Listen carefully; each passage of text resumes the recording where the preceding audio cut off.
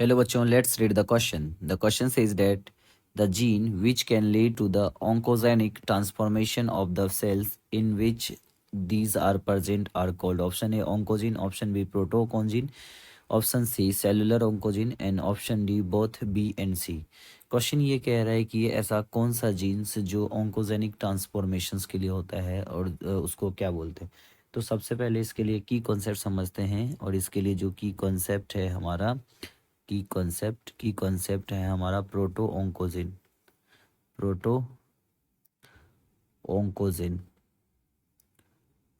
ओंकोजिन्स और बोल सकता हूँ सेलुलर ओंकोजिन्स।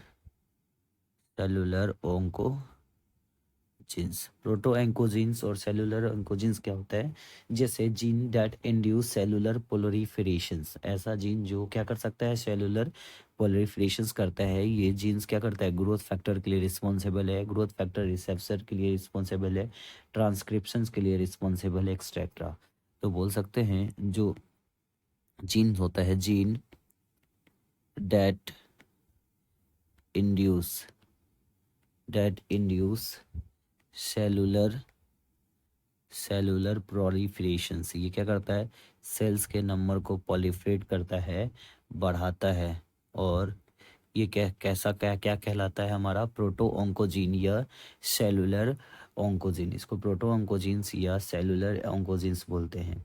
तो इस कंडीशंस में क्या होता है, हमारा जो नॉर्मल सेल क्या करता है, डिवाइड होके क्या करता है, इस तरह से बढ़ता रहता है। पर ये जो डिवीजन है लिमिटेड है। तो जैसे ही हमारा क्या होता है, प्रोटो ओंकोजीन्स, जो यहाँ पे प्रोटो ओंकोजीन्स है, प्रोटो ओंकोजीन्स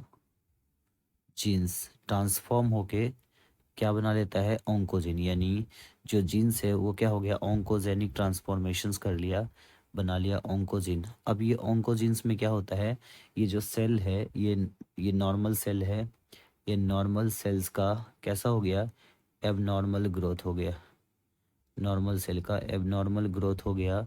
अब ये कैसा हो गया, ये जो सेल है ये एबनॉर्मल सेल कहलाया। एबनॉर्मल सेल, इसके पास कंटेंट इनहिबिशंस प्रॉपर्टीज़ नहीं है। अब ये किसका क्या फॉर्म कर देगा, ये ट्यूमर फॉर्मेशंस करना स्टार्ट कर देगा। तो ये जो प्रोटो ओंकोजीन्स है ये क्या हो गया, हमारे ओंकोजीन्स में चेंज हो गया। ये कैसा हो गया, ट्यूमर सेल्स हो गया, यानी ये ट्यूमर का फॉर्मेशंस करने लगा।